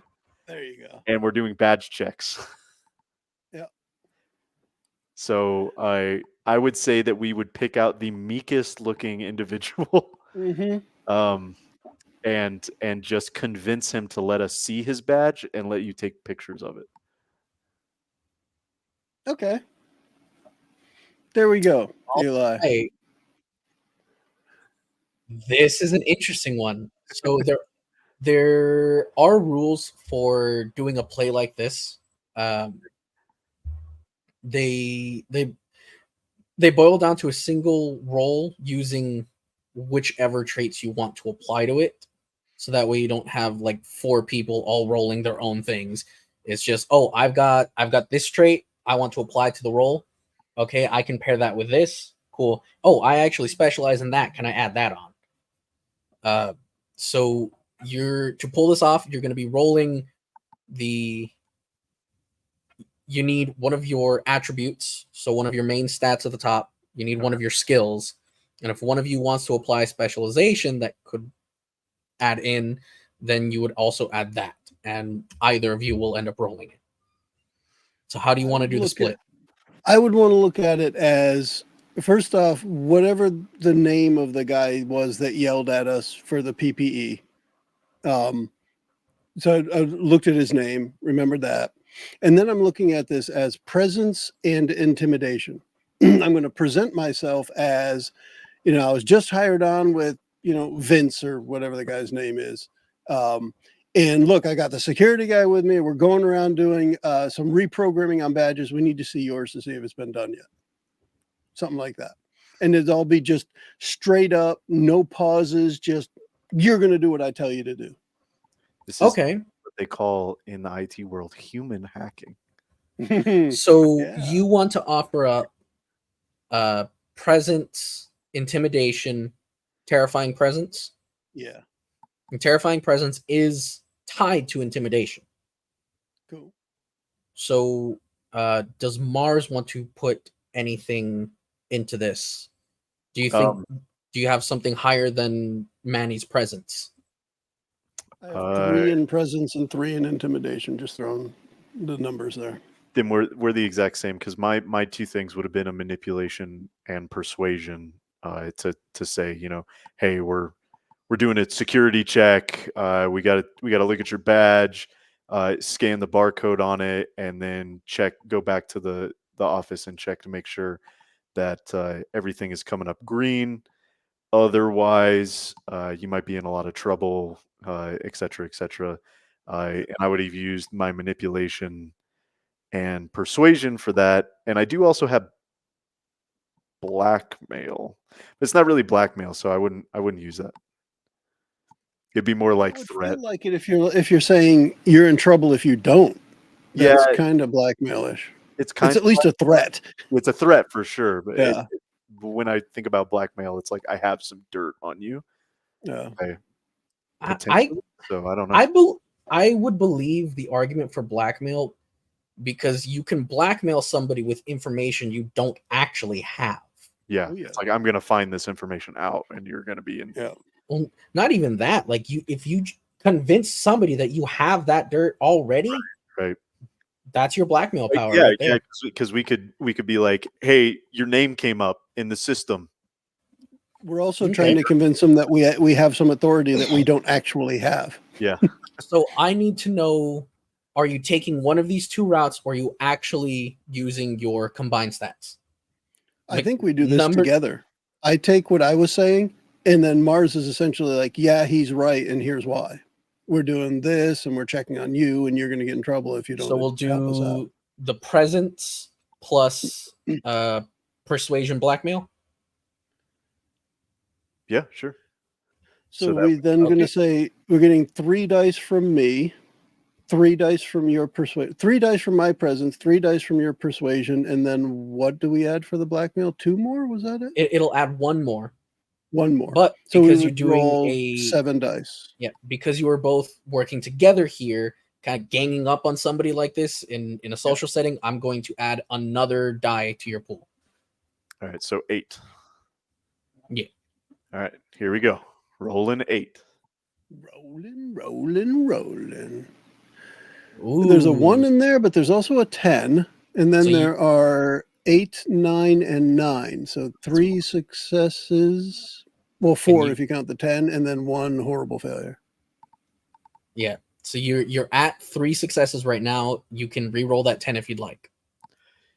I can't remember. Is there a threshold, like if you get 3 successes, it's the same as like getting 2, or like once you go beyond 4, it's like, oh man, you really knocked it out.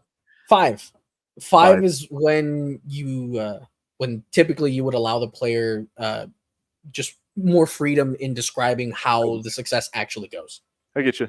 I'll leave it up to you, Joe, if you want me to roll another dice. You know what? I'll re-roll it. How about that? Yeah, how about that? I will roll a D10. Nothing. Oh well. It was a 6. It didn't add, but it doesn't take it away, does it? No. Nope. Okay.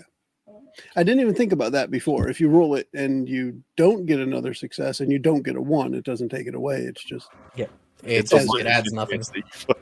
Okay. Yep. So you do manage to find this individual. He's off to the side. He looks a little unsure about how he's doing his job. So Mars, you immediately pick him out as an easy mark. Like, that's the guy. This guy, let's do this. And you bully him hard. Like, it almost constitutes harassment. If not for the fact that you are just so official about it. There's no room for him to argue, and he hands over his badge, kind of shaking a bit. So like, am I gonna go by security to pick it up, or I get, while he's muttering, I put up a finger and just say shh, nothing more. We'll bring it back to you once we know what's going on. We'll come back to you and let you know what's going on once we figure everything out. But for now, just keep doing your job as you are, but don't leave. Stay here. Okay, I'll do that. Yeah. And I do, as soon as we start walking away, I do that stupid point at my eyes and point at his eyes thing, because I've been intimidating him. So I'm like, here, look, I'm watching you, buddy. You point up in the sky towards where maybe all the cameras. Yeah. You do identify a couple of cameras as you do this. All right. And as we get out of earshot, I'm laughing. I'm like, we're never going to talk to that guy again. He's going to be freaked out all day. And I'm like, holy shit, I don't believe that worked. That was awesome. So let's do it again. I'm excited. Let's go harass someone else. You have an employee's badge. You have a bit more freedom than you used to, but you don't know how much freedom this man actually had. Right. Yeah. It turns out Timmy, the steel worker, had like 0 access to anything. He even has to be escorted in the front door. Turns out he's like a visitor. They can't go to the bathroom alone. Yeah. So if nothing else, you were saying it looks like let me step back. The woman who told me about Debbie and checking out my badge and all that, she was saying there's a map on the back of the badge. Does that map actually match the picture I took, or is it better or worse? It matches it exactly. Okay. It is, so it's not like it was just better quality on the badge. Okay. And then the other thing I would look for, just because I know in some places you have these things, is on the badge, is there any contact information? You know, for HR, call this number. For whatever, call this number. Is there any information about the place on the badge other than the guy's name and an evacuation map? is. It looks like they use some sort of internal like radio system, and on specific channels are ways to contact specific individuals. You've got maintenance team, head of maintenance, security office, things of that nature, like people that you reasonably need to be able to contact at any time. So like there's not any HR contacts, but like anybody that could do any sort of machinery work, anybody that is like a when I worked at a factory, we called them the superintendent for night shift. They were the de facto leader. They were the substitute for the actual people that mattered during the day shift. Yep. Okay. I guess because I don't think Manny still understands what a business ledger might be, he's still taking pictures of all of this to be able to share it with Boss Man later. So all of this info about radio channels and all that, that's going to be pictures on my phone as well. Okay. I mean, I don't know what to do with any it. information is good information, right? Yeah, that's what I'm looking at. And I've got 128 gig of storage on my phone, I think, and should be able to take plenty of pictures. It's all going to iCloud right now. Apple already knows this. Okay. Cool. Was there any, and it wasn't, there's no labels or anything on the map on the back of the badge, like, so we still don't know where like a finance office is. It's a worse version of the evac map because it's like compressed and pixelated to where it's almost unreadable. It's like the printer was messed up too. It's all smudged and stuff. Yeah, Discolored. that's clearly a hair that was caught in the scanner. So remember, what's her face there? The woman whose name we didn't get said that accounting was across from HR. So let's just keep going that way, I guess. Since we know where HR was now, we would just let's go to the across of that. Yep. Heading down that way, you do find a maintenance bay. It looks to be a large workshop, and you see several technicians working in there, repairing tools and like small engines. Moving past that, you get to accounting.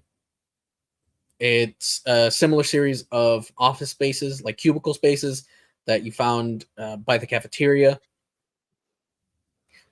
Again, it's nameplates, people that you don't recognize, don't care about.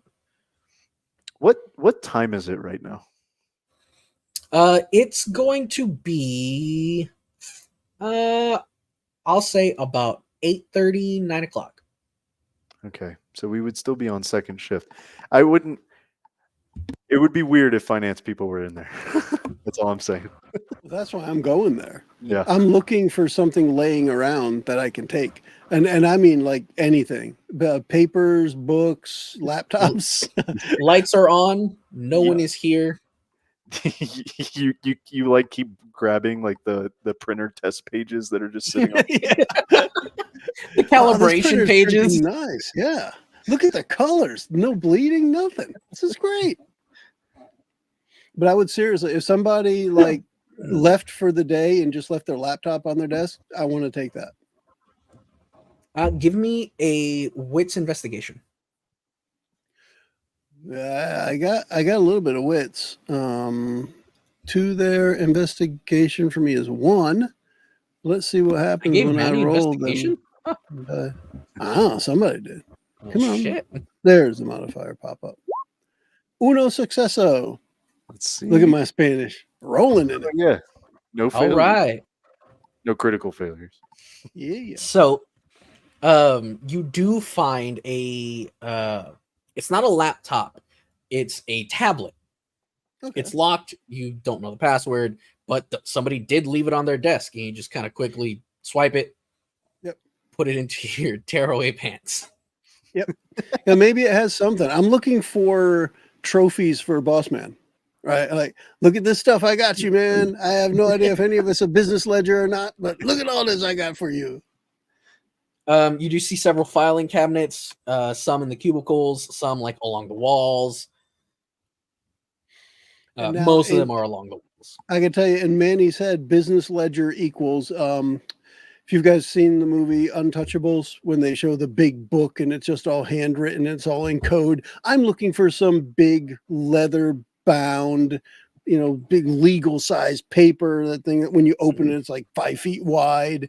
That when I'm thinking business ledger, that's what I'm looking for. He's thinking the Constitution, National Treasury. Yeah. You don't find anything like that. You keep passing by like binders that are labeled like Q1, Q2, Q3, Q4, but you don't find any like big heavy tomes like what you're thinking.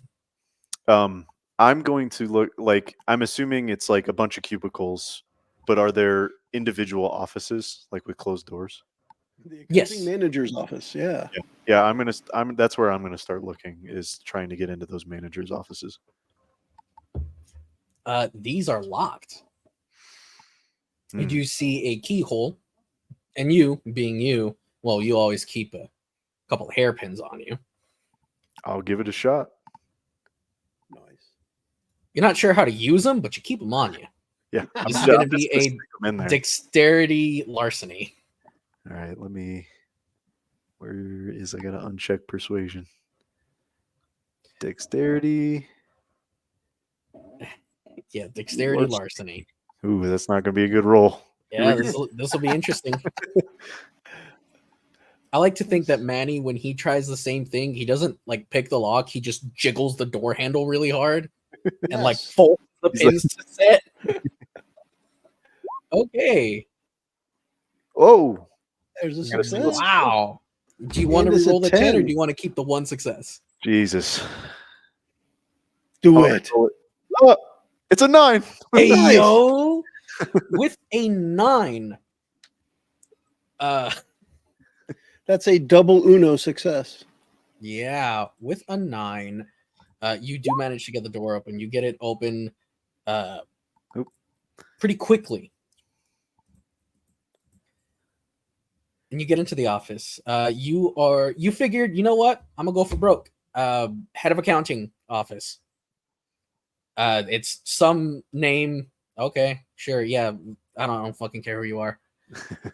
You have access to their calculator. You have access to their desk, their computer, which is powered off at this moment, a couple of filing cabinets, several binders, a lot of writing utensils, a lot of notebooks. I was going to say, is this password on a post-it under the keyboard?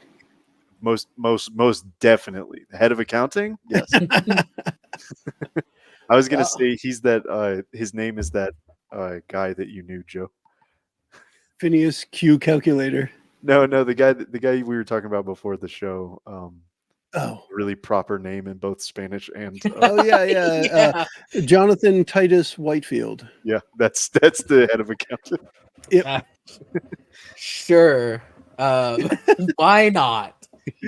We're sorry. Disclaimer's there. Sorry, John. Remember what I said? Any likeness? It's coincidental. That makes it not coincidental. There's just a name. So, doing a quick search around, you don't have like, there's nothing like clearly labeled like the totality of Copano Steelworks' business transactions since inception, but you do find several that are sorted by like 4 or 5 year increments, written on different paper, written in different handwritings. You're finding a lot of handwritten stuff here in this office. Presumably all of the electronic data is going to be on the computer or stored somewhere nearby. Right. Excuse me. Okay. Well, then I'm going to gather up those documents at the very least. I'm going to put them in Manny's big paints. I hope they stay dry. Yeah. One layer will. As you're doing this, as you're gathering these documents up and getting ready to move them around, you get a bad feeling. Yeah, there's no sound here, and you've kind of tuned out the like hustle and bustle of the main production floor, and you swear you hear something else, a tapping sound. It's not consistent there's no like pattern to it. It's a lot of tapping, getting louder and louder. You realize, oh fuck, somebody's running here. And as you gather the last bit of the documents, you look up and you see the door that you entered from, the little porthole window. There's a security guard with a few people behind him. Is little Timmy Steelworker one of them? Did he just go rat us out? No, you cowed him. Like, okay, you could have brought him along with you. He probably would have just gone with it. And what's he gonna do? If so, it would have been click, click, boom. Timmy was down.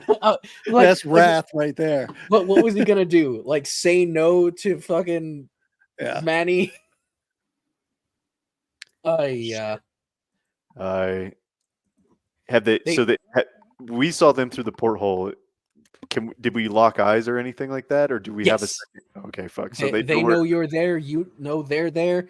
The door is opening. It swings open, and they shout at you. One of them is reaching for a gun. Stay where you are. I don't want to have to use this. I put my hand on my shotgun hip, ready. Yeah, where's Manny standing? Are you in one of the cubicles? Like, I would probably have been right outside the door of where you were. Where I was? Okay. Yeah, because I'd be interested in what you were doing, even if I don't understand it. Yep. Then I'm gonna pull you in to the manager's office so that we have so they can't see exactly what we're doing. Oh, all right. Yep. Do you also slam the door behind you? No, we leave it open. Ooh, you're gonna leave it open for the security guards to come get you, or even worse, you're leaving it open for the end of the episode. Damn it! All right, I shoot it. Blam, blam, blam, blam. Well, folks, that's it from Adventures from the Shed. Turns out those blue shotgun shells, they were special meta shells that destroyed the universe around it. Not just that universe, but the universe around that. Ooh, so AFTS, no more. I'm sorry. Nesting universe shotgun shells. That's awesome.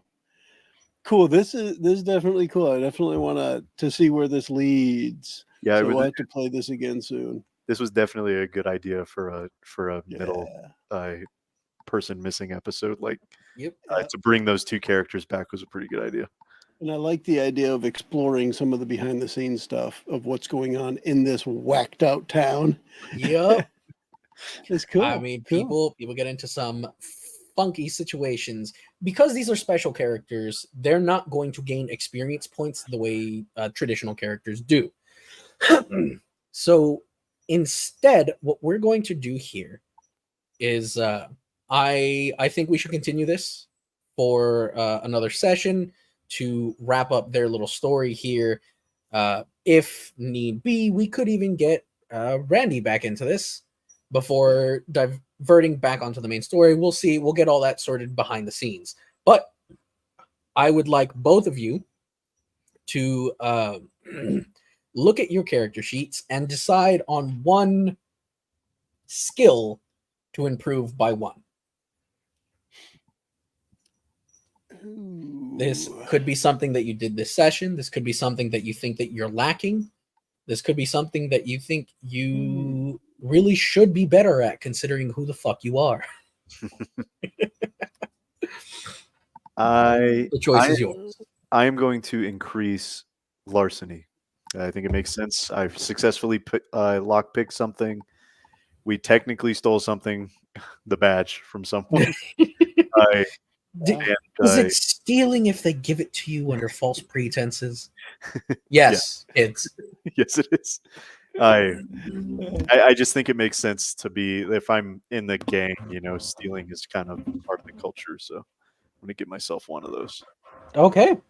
I feel Manny's kind of full of himself with the intimidation thing. I think I just want to do intimidation one more dot. Okay.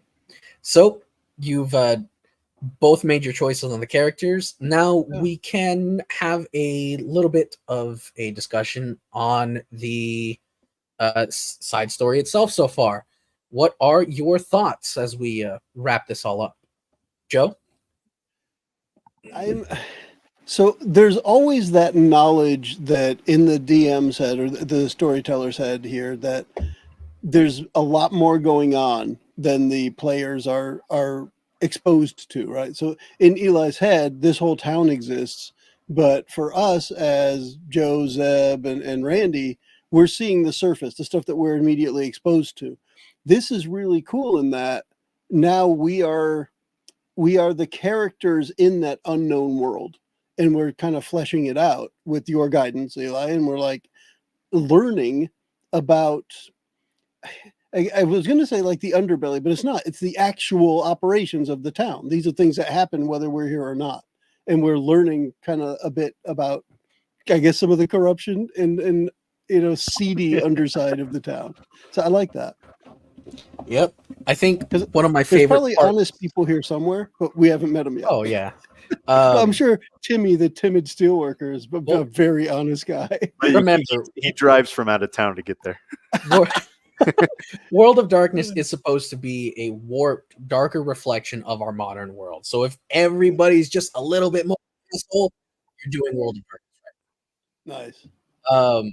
And I think one of my favorite things on the these are people that just live here point, Zeb immediately, oh, I know this motel. Yeah. Right? It's right up next to the fence.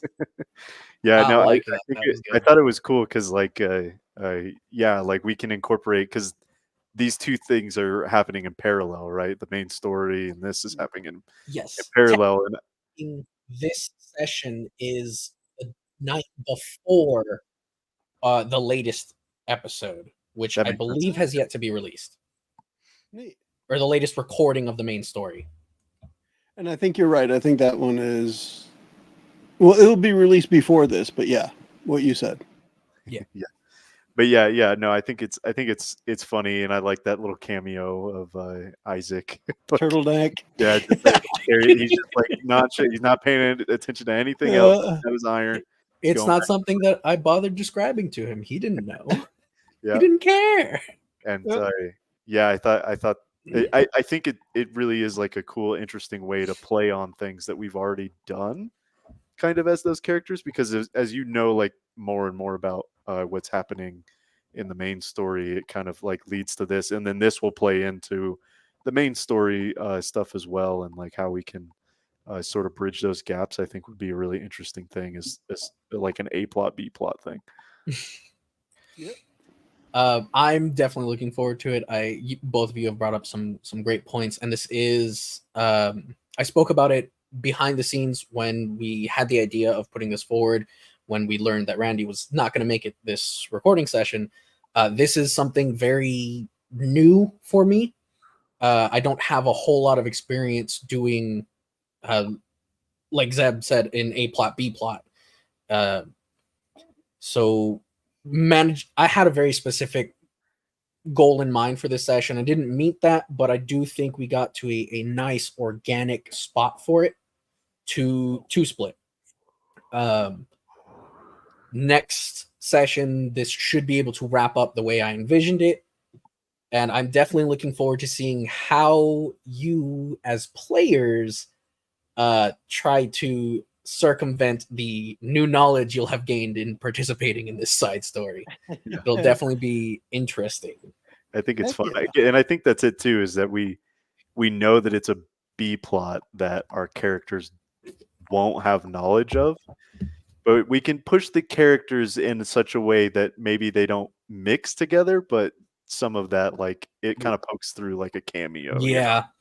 Yeah, like with Sebastian, with Boss Man, we're like, is that Victor Cruz? Yeah. Well, what's it matter? The fuck is Victor to you? Exactly. Yeah. That's awesome. It's all right. Then are we ready to wrap this one up, Eli? Yes. Thank you all for listening tonight. We can all go ahead and say we can wrap bye. Adios. The preceding podcast was brought to you by One Joe Young. You can find us online at adventuresfromtheshed.com.